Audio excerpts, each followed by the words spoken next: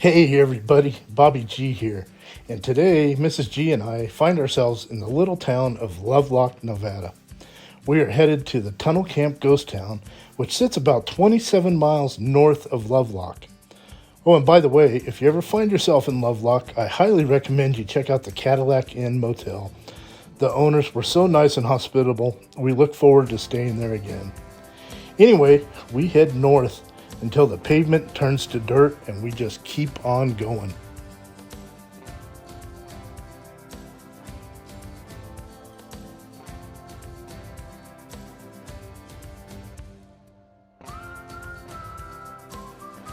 As we get closer to the hills, you start to see a whole cluster of structures start to appear. Not only is it exciting and unusual to find an old ghost town with this many structures still intact, there has also been a lot of rumors of paranormal activity going on here after dark. So we set out the drone to scout ahead and take a look around before we head out to explore.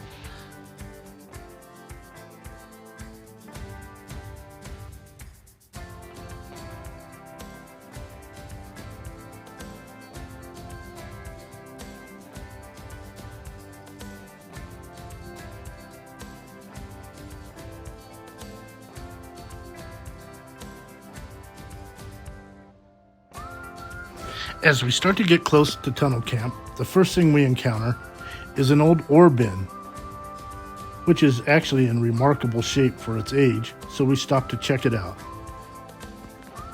Tunnel Camp itself has a very interesting history, which I'll get into during this video, and it's based on, you guessed it, a tunnel. A very long tunnel.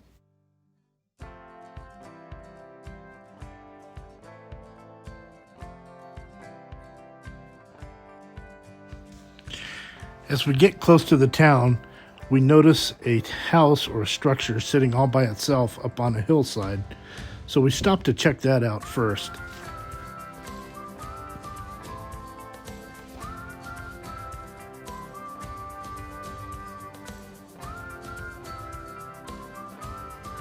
Now, I'm not sure if this was a home or a bunkhouse or something of that sort, but when we showed up, it was right in the middle of Mormon cricket season, and man, were they active.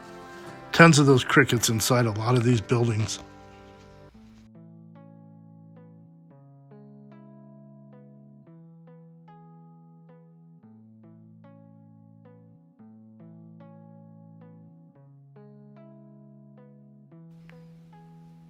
Now it's time to head into Tunnel Camp and explore some of these structures. That's actually a pretty nice looking outhouse right there. My guess would be someone did a little bit of a remodel job on the inside of this thing. However, I don't think I want to try that seat out for comfort.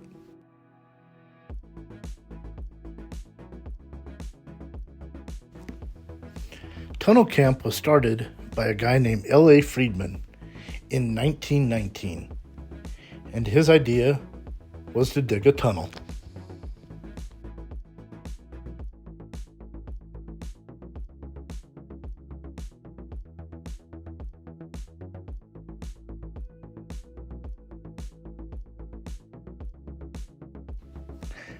Now in this structure, I think one of the spirits from last night must have left his dancing shoes and sunglasses.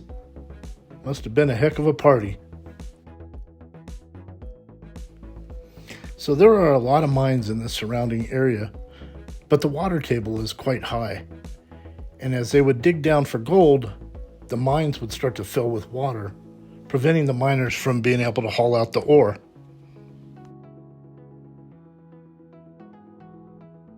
It looks like the Mormon crickets brought in some mattresses to sleep on. And it looks like they've been drinking 805. That's okay in my book. I like 805.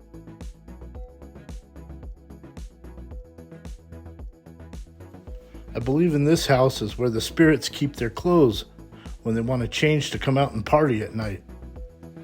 Looks like they have the crickets to keep an eye on things.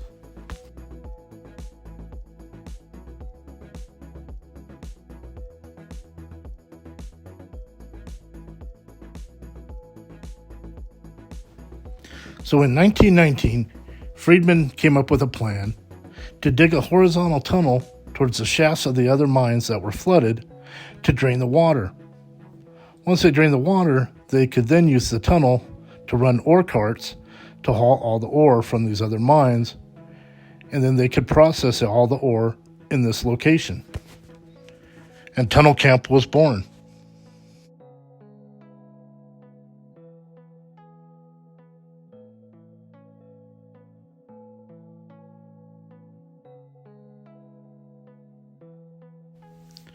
The first couple years of digging the tunnel, progress was very slow, and by 1925, they'd only dug about 500 feet.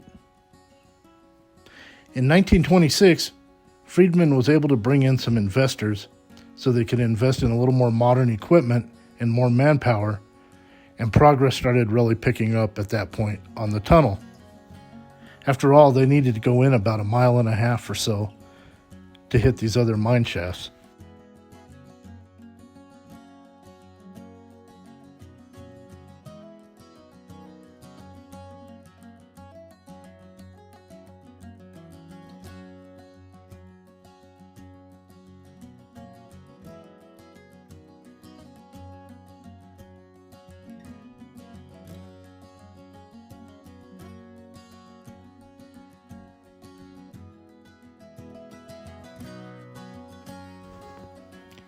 That's my little lizard friend.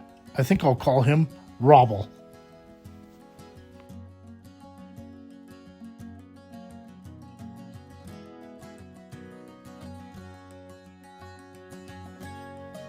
In anticipation of all the ore they were going to be processing because of the tunnel, Tunnel Camp really took off. They built a cyanide mill and a stamp mill, brought in 3 big power generators.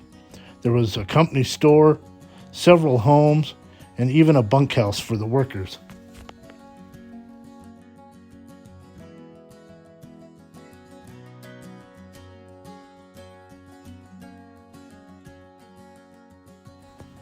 This impressive piece of equipment is a 5-stamp mill, and I believe this is probably one of the highlights of Tunnel Camp. I can't even imagine the effort that it took to get this piece of equipment hauled out here. Around 1928, the tunnel was completed, and that's when the catastrophic error was realized. The tunnel sat over 700 feet above the water table and would prove useless and about the end of Tunnel Camp. Now, up on the hillside, our drone found this shaft, and I don't know if it's a mine shaft or this actually goes down to the tunnel. I've never been able to find the tunnel, but I'm not going to climb down there and find out.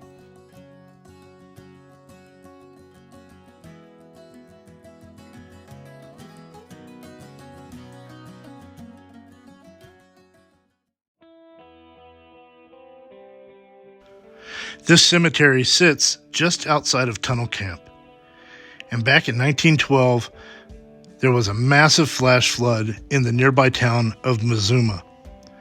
The bodies were washed all the way towards this location, and this is where the bodies are buried from the flood of 1912.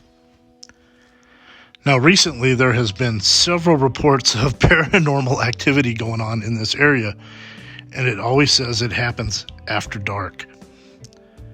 So maybe our next adventure, Mrs. G and I will come out here and stay the night. See if we have any friends. I'm a little hesitant, but she's all for it. So maybe on the next one, we will have some new friends. So thanks for coming along. We appreciate you watching. And be sure to hang out at the end of the video here shortly with several pictures from the original Tunnel Camp.